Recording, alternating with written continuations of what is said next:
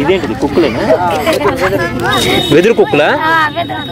ఏ నవ్వుతున్నారు? నాకు తెలియదని కదా మీరు చూసి నాకు అర్థమైపోయింది.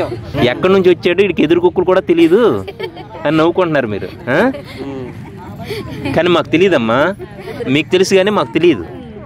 మీ పేరు లలిత, దీని పేరు? నమస్తే, విలేజ్ వన్ ప్రపంచానికి స్వాగతం. ఈరోజు మనం ఛత్తీస్గఢ్ రాష్ట్రానికి వచ్చాం. ఛత్తీస్గఢ్లోని కుంట అనే పెద్ద సంత. ఇక్కడికి 4 రాష్ట్రాల నుంచి, ఆంధ్రప్రదేశ్, తెలంగాణ, ఒరిస్సా, ఛత్తీస్గఢ్ రాష్ట్రాల నుంచి గిరిజనులు, అన్ని రకాల వర్గాల ప్రజలు కూడా ఇక్కడికి వస్తుంటారు. అలాగే అమ్మేవారు కూడా 4 రాష్ట్రాల నుంచి వస్తుంటారు. ఇక్కడికి కుంట సంతకి ఎందుకు వచ్చామంటే, మనం సాధారణంగా ఎక్కడా కనిపించని అనేక జాతులు, అనేక రకాల కూరగాయలు, ఆకుకూరలు ఇక్కడ కనిపిస్తాయి. ఇక్కడ మీరు చూడండి, నాకు తెలిసి మీరు చాలామంది దీన్ని చూడకపోయి ఉండొచ్చు, నేనైతే ఎప్పుడు చూడలేదు. ఇది నేనేమనుకున్నానంటే మనకి చెరువులో ఉంటుంది కదా దుంప, అదేమో అనుకున్నాను. కానీ ఇది నేలలోనే పండిస్తారంట. మనకి సారికంద ఆ విధంగా ఉంటుంది కదా, అదే విధంగా ఇది కూడా నేలలోనే పండిస్తారంట. ఇదంతా ఎంత అని అడిగితే 40 రూపాయలు అని చెప్పారు. అలాగే ఈ కుంట సంతలో అనేక రకాలైనటువంటి జాతులు ఉన్నాయి, అది కూడా మనం తెలుసుకుందాం.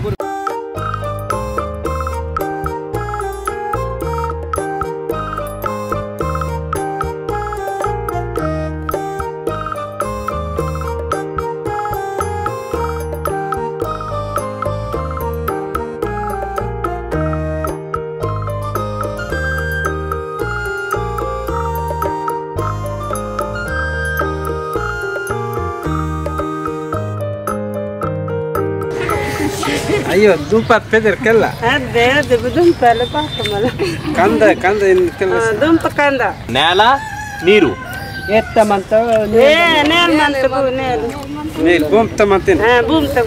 భూమిలో ఉందానా?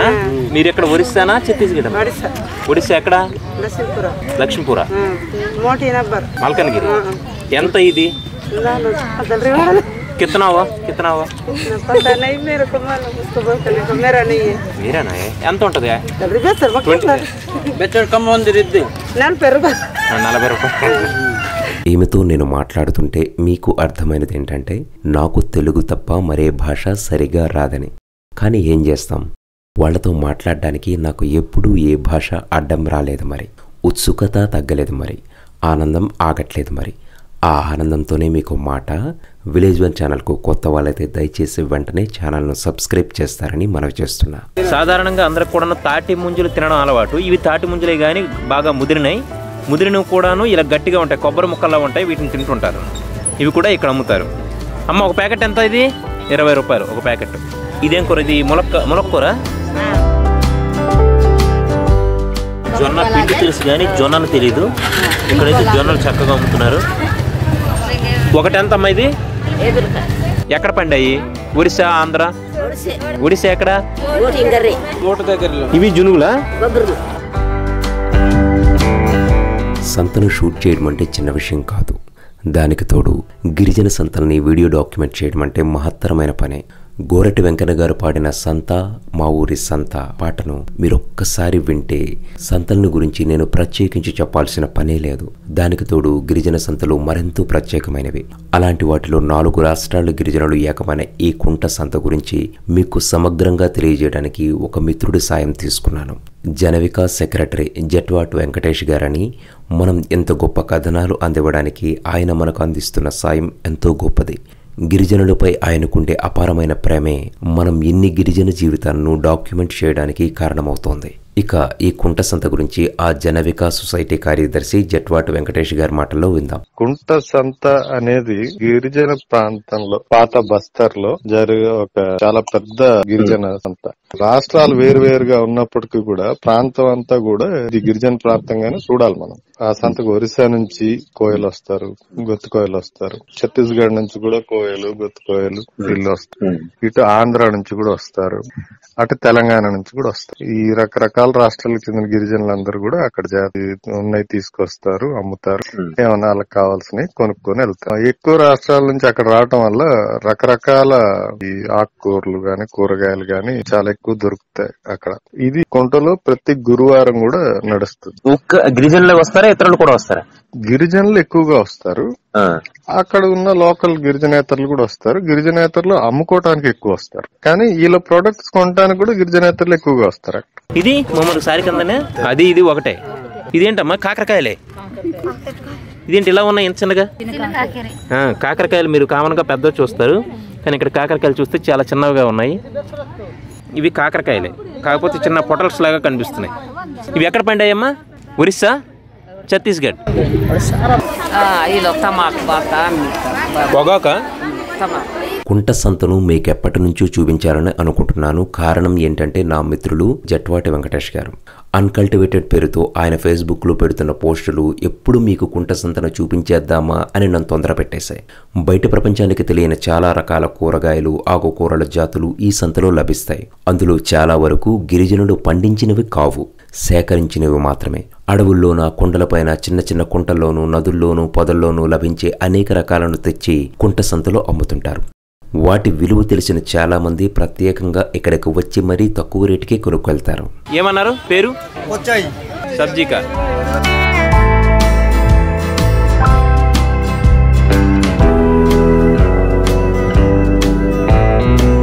ఏంటిదమ్మా?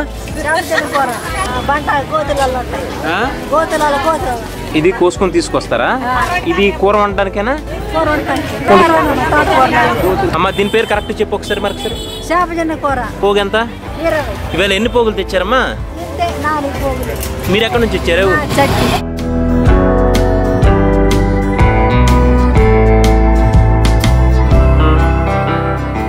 అక్కడికి వచ్చే గిరిజనులు మనం బయట ప్రపంచం చూడలేనివి ఏమేమి తెచ్చి అమ్ముతారు సార్?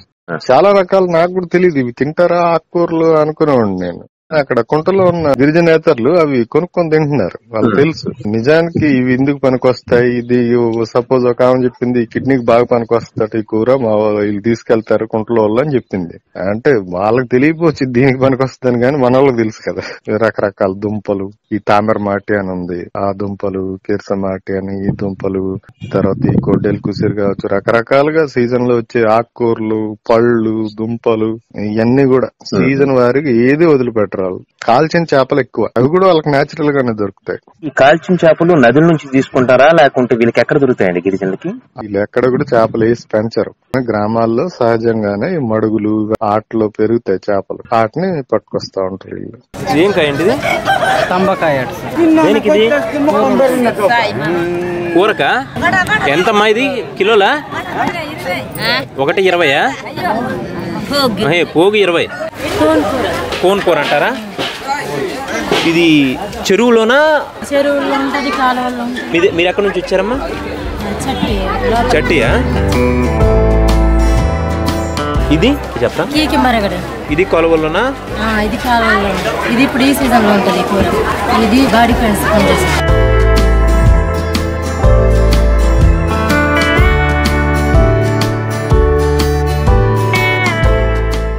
ఏంటమ్మా? కుసీరా, ఇత్తడి కూర. కూర మీరు కుసీరా అంటారు, మేము కూర అంతేనా? ఇదేం కూర అమ్మా? ఇదేంటిది?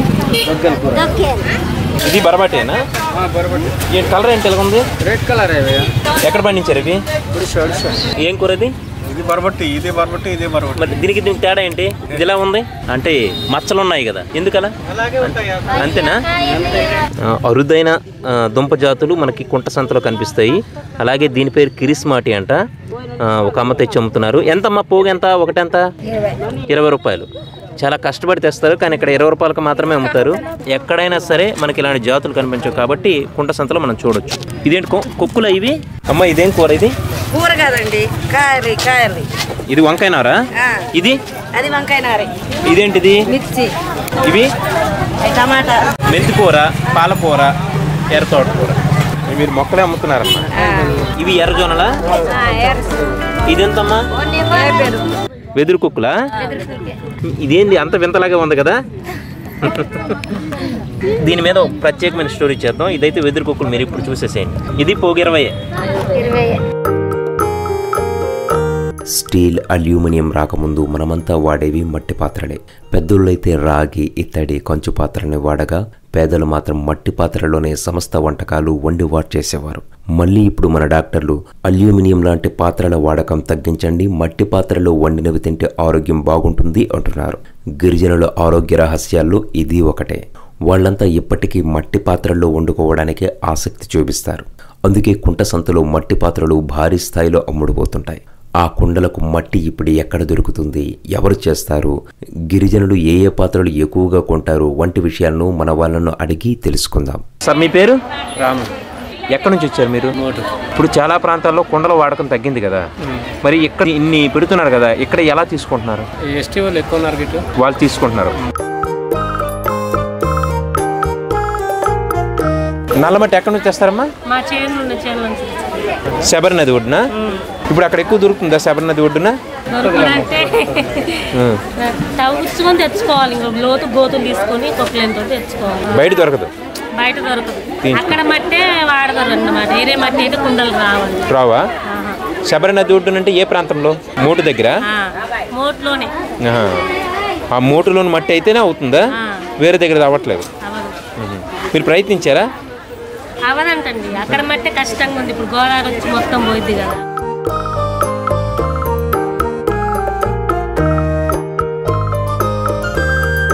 ఇప్పుడు ఎర్రగా ఉన్నాయి కదా, వీటిని ఏమంటారమ్మా?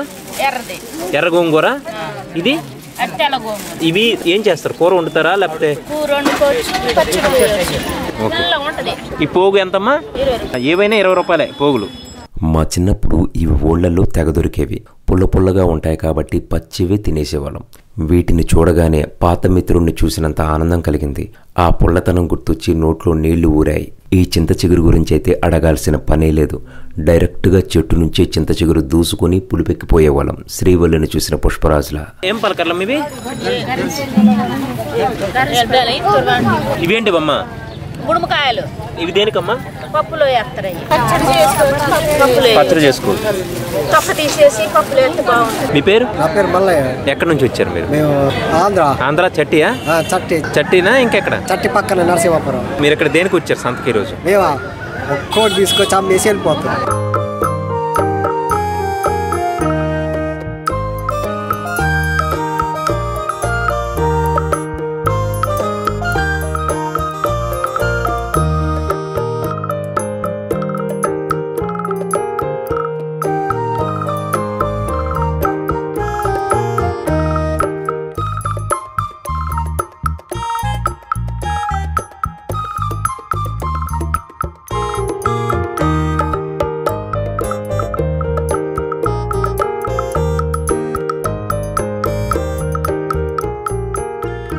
మహువా, దీని గురించి మీకు గత కథనాల్లోనూ చెప్పాను. చాలామందికి ఇప్ప పువ్వు అంటే తెలుస్తుంది. దీనినే మహువా అంటారు. గిరిజనుల జీవన విధానంలో మహువాది చాలా ముఖ్యమైన పాత్ర. ఇప్పసార ఒక్కటే కాదు, నూనె, తిను పదార్థాలు, లడ్లు వంటి అనేక రకాలను ఇప్ప పువ్వుతో చేస్తారు. దినకర్మకు కాస్త ఎక్కువగా ఇప్పసార కావాలంట. అందుకే ఈ గిరిజన పడుచులు వచ్చి మహువాను సంతలో సేకరిస్తున్నారు.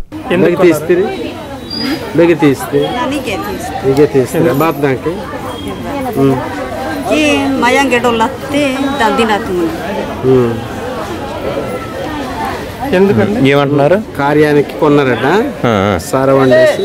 ఓకే. ఇదంతా ఎంత అయింది సార్? బెచ్చటి ఇది మొత్తం బెచ్చు కేజీ. First 600 sir. దిన కార్యాలకు బాత్నాటి మేము ఆంధ్ర నుంచి వస్తున్నా. చింతూరేనా? చింతూరు దగ్గర ఇంకే ఊరు? చింతూరు బాత్నాటి.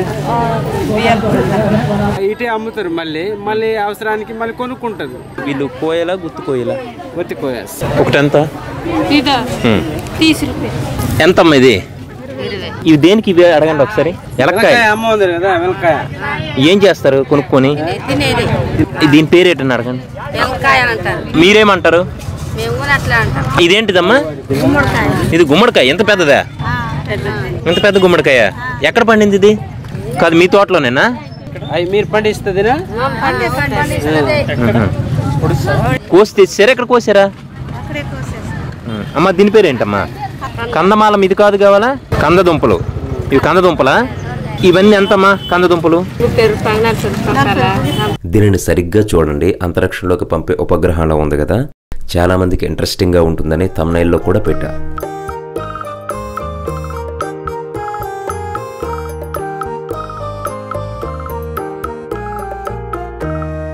గిరిజనులు పూజలు పండగల్లో ఆయా పూజారులు ఉపయోగించే ఆభరణాలు ఇవి.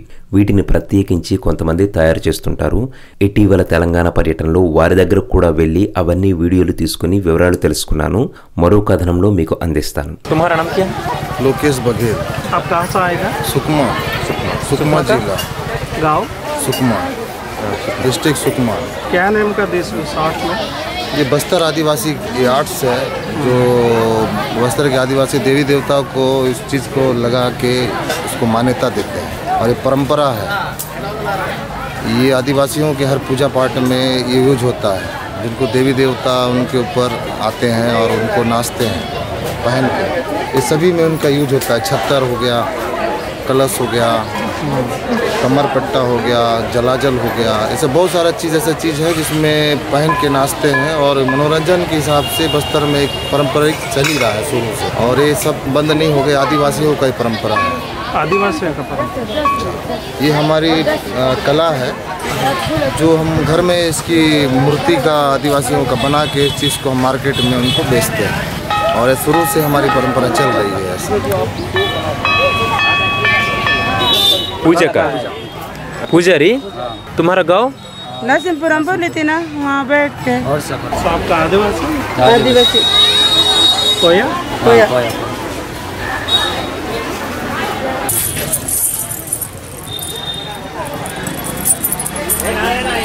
ఇదెంతండి? ఒక మూవ 10 రూపాయలా? Okay okay.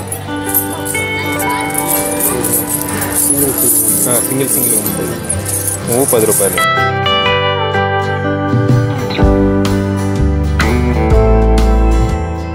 ఇది ఏంటిదండి? ये अपना गाय है ना, गाय के पहले बांधते हैं और आवाज आता है, दूर दूर तक घूम जाता है। మరి మధ్యలో అది సెంటర్ ఏదైనా కట్టుకోవచ్చు. वाले लकड़ी डालते हैं, लकड़ी तो आवाज आता है। Okay okay. ఆవాజ్.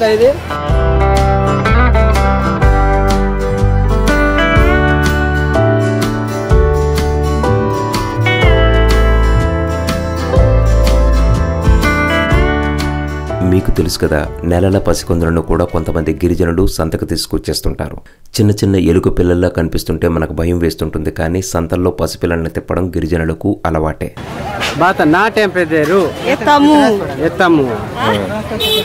ఎంత వయసు ఈ పాప వయసు ఎంత?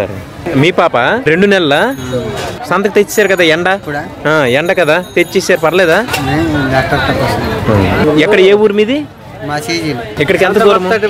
దూరం ఉంది, బేజీ కావతం. ఎలా వచ్చారు మరి? రోడ్ ఉంది కదా, ఆటో వెళ్తాను. ఎన్ని కిలోమీటర్లు ఉంటుంది? 20-30. ఏం వచ్చారు, సంతకే వచ్చారా? అంత దూరం నుంచి వచ్చారా? డైరెక్ట్ ఆటోనేనా? ఆటో.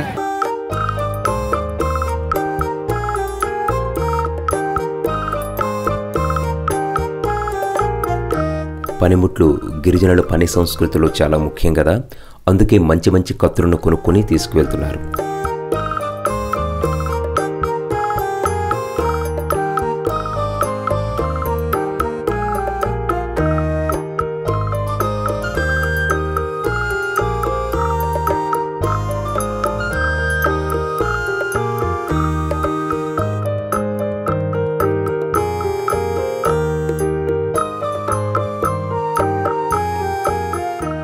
చాలామంది గిరిజనులకు ఎప్పటికీ మన వంటలు చాలా రావు, నేర్చుకోవాలనే ఆసక్తి కూడా ఉండదు.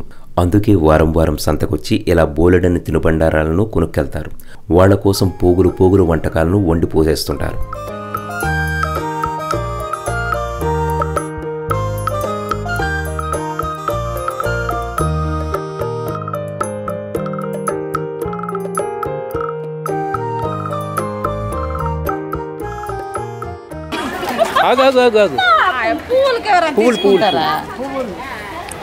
నన్ను మాటి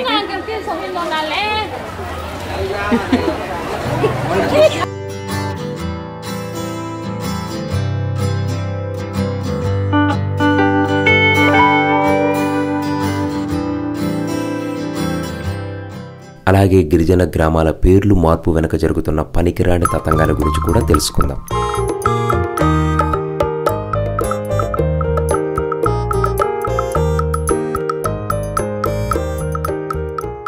నాకు ఒకసారి చెప్పారు, ఇప్పుడు యాక్చువల్ గా దాని పేరు కుంట కాదు కుట్ట ఏదని చెప్పారు నాకు. అవును, చాలా గ్రామాలకి కూడా పేర్లు వాళ్ళ సొంత పేర్లు వేరుగా ఉన్నాయి. మనం ఏంటంటే ఈ వరాలు పురాలు పెట్టిన అలవాటుతోటి ఈ రెవెన్యూ లిస్టుల్లో ఇలాగ అప్డేట్ అయినాయి. అట్లాగే కుంట పేరు కుట్ట గిరిజన భాషలో, అట్లాగే ఏడురాళ్ళ పెళ్లి పేరు ఎగరెంపాడ్, అట్లాగే లక్కవరం పేరు లక్కం, ఇట్లా చాలా పేర్లు ఉన్నాయి. చట్టి పేరు అట్టి. వాళ్ళ భాషలో మాట్లాడుకునేటప్పుడు వాళ్ళు మాట్లాడుకునేటప్పుడు ఇప్పుడు కూడా అదే పేరుతోటి వాళ్ళు ఉచ్చరిస్తారు. కుట్టని మత్తాన్బో అంటారు, అంటే కుంటెళ్ళి వచ్చాను కదా అని. చాలా చక్కగా ఉంటది వాళ్ళ భాషకి, ఆ పదానికి ఒక మంచి అందం వస్తుంది వాళ్ళు మాట్లాడుతున్నప్పుడు. మరి ఎందుకండి ఇలా మార్చారు రెవెన్యూ వాళ్ళు? ప్రాంతం వాళ్ళది, భాష వాళ్ళది, వాళ్ళు మాట్లాడుకుంటున్న స్వతహాగా అది అందరికి తెలిసిన విషయమే. కానీ వాళ్ళకి సులువైన ఆ గ్రామం పేరే ఇందులో ఉండుంటే ఎంత బాగుండేది. ఇప్పటికీ వాళ్ళ భాషలోనూ వాళ్ళ సొంత పేరునే మాట్లాడుకుంటున్నారు. అవును అవును, చదువుకున్న పిల్లలు కూడా ఫేస్బుక్ లో పెట్టాక నేను ఒక 20-30 ఊర్ల పేర్లు రాసి పెట్టాను. ఆ పిల్లలు ఇంకా మిగిలిన ఊర్ల పేర్లు కూడా రాశారు దానికి. అంటే ఆ ప్రేమ ఉంది వాళ్ళకి, ఏదో ఉంటది. ఇప్పుడు హిస్టారికల్ బ్యాక్గ్రౌండ్ ఉంటుంది. సపోజ్ ఇక్కడ దేవరపల్లి అని ఒక ఊరు ఉంది. దేవరపల్లి అనేది జనరల్ మన తెలుగు వాళ్ళు మాట్లాడుకునేది. ఎవడో ఒకడు పెట్టుంటాడు నాలంటాడు ఇల్లు అక్కడ. కానీ ఆ ఊరికి పేరుంది. వీళ్ళందరూ బొట్టెంతోగా అని పిలుస్తారు దాన్ని. బొట్టెంతోగా అని పిలుస్తారు. యాక్చువల్ గా బొట్టెంతోకు ఒక మంచి చరిత్ర ఉంది. అక్కడ నేచురల్ పాండ్ లోనే బొట్టె అనే రకం చేప అక్కడే పెరుగుతుంది అనమాట. వాళ్ళందరూ కూడా అక్కడికి వెళ్లి ఆ చేపల్ని ఫ్రీగా కలెక్ట్ చేసుకునేవాళ్ళు. అందుకనే ఆ ఊరికి బొట్టెంతోగాని వాళ్ళ పేరు పెట్టుకున్నారు. ఇప్పుడు కూడా వాళ్ళు బొట్టెంతోగాని మొత్తంబో అంటారు. ఎంత అందంగా ఉంటది వాళ్ళ భాషలో. కానీ మన వాళ్ళు వెళ్ళి ఎవడో మరి ఏమైందో వాడికి దేవరా పెళ్లి అని పెట్టాడు. చక్కగా పాలిష్ చేసాడు. దేవరా పెళ్లిలు టూ మెనీ దేవరా పెళ్లి. అవును అవును అవును, వాళ్ళు పట్టించుకోవడం లేదు. ఎందుకు పట్టించుకోవడం అంటే వాళ్ళకి తెలియదు, వీళ్ళు మా పేరు చెడగొడుతున్నారనే విషయం కూడా వాళ్ళకి తెలీదు. తర్వాత వాడికి అనవసరం కూడా, వాడు ఎట్లన్నా తీసుకుని ఎట్లా రాసుకొని నాకెందుకు, నేను అనుకున్నది నేను పిలుచుకుంటున్నానా లేదా. తర్వాత ఏంటంటే ఈడేమనుకుంటాడంటే పెట్టినోడు నేను అపరజ్ఞానిని, ఒక మంచి పేరు వీళ్ళకి సజెస్ట్ చేశాను ఆ గ్రామానికి అనుకుంటాడు. ఎందుకంటే అసలు అందులో పాత పేరుకున్న అర్థం ఏంటి వీడికి తెలీదు. దాని పలకటం రాదు వీడికి, రాదు. వాళ్ళకి ఏం చెప్తున్నట్టు మీ ఊరికి మంచి పేరు పెట్టాను నేను అనుకుంటాడు. వాళ్ళ అస్తిత్వాన్ని దెబ్బతీయడమే కదండి, ఇప్పుడు ఆ గ్రామ అస్తిత్వాన్ని దెబ్బతీయడమే కదా. ఖచ్చితంగా వాళ్ళు తరతరాల నుంచి, వాళ్ళు పుట్టు పూర్వతల నుంచి వాళ్ళకు వస్తున్న చరిత్రని మార్చేయడమే కదా. అంతే కదా. ఇవండి ఈనాటి కుంట సంత విశేషాలు. మరో మంచి కథనంతో మళ్ళీ కలుద్దాం. కొత్త వాళ్ళు అయితే ఛానల్ను వెంటనే సబ్స్క్రైబ్ చేయండి. మీ ఫ్రెండ్స్కు షేర్ చేసి మన ఛానల్ను పరిచయం చేయండి. కథనం నచ్చితే లైక్ చేసి మీ అభిప్రాయాన్ని కామెంట్ చేయండి. సబ్స్క్రైబ్ మర్చిపోవద్దే. ఉంటా మరి. ప్రేమతో మీ సురేష్ జుత్తాడ.